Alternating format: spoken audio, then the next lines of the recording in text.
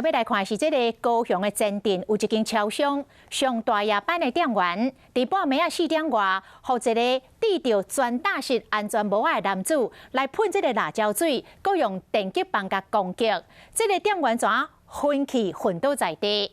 这个嫌犯随走去收银台的钱摊。 准备要来提钱，就伫这个时阵，店员精神赶紧夺命撞出去。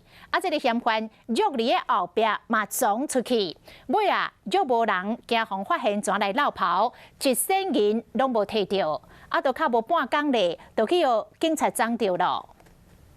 一个戴安全帽的查甫人来到超商保回店员的后壁咧行来行去，说来向向，摕出咸椒水喷这个店员，佮举电棍甲电这个店员当场昏倒在地。这个查甫人赶紧入到柜台要抄物件的时，店员就咧精神，伊发现了后要去甲攻击，双方伫店内咧走相约，为店内约去到店外。代志发生伫高雄前镇这间超商。不达到了。哎呦，他电击棒，动电击棒。对啊。 警方到现场的时，这个查甫人已经走去啊，店员想到犹过会惊。你有反抗吗？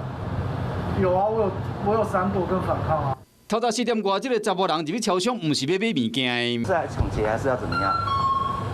我不知道啊。警方开始找人，较无11点钟，人就掠到啊。开始刚才，来打麦，对，好。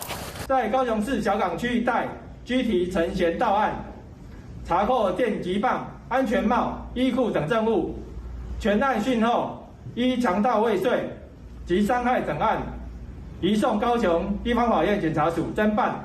针对超商店员的安全问题，劳动部表示讲，超商的柜台会使做较快的，并且尽量卖放现金，以及加强警民连线等等。警方嘛建议讲，店员会使随身带防色龙的喷雾等等的物件，拄到歹徒的时，就会使自保。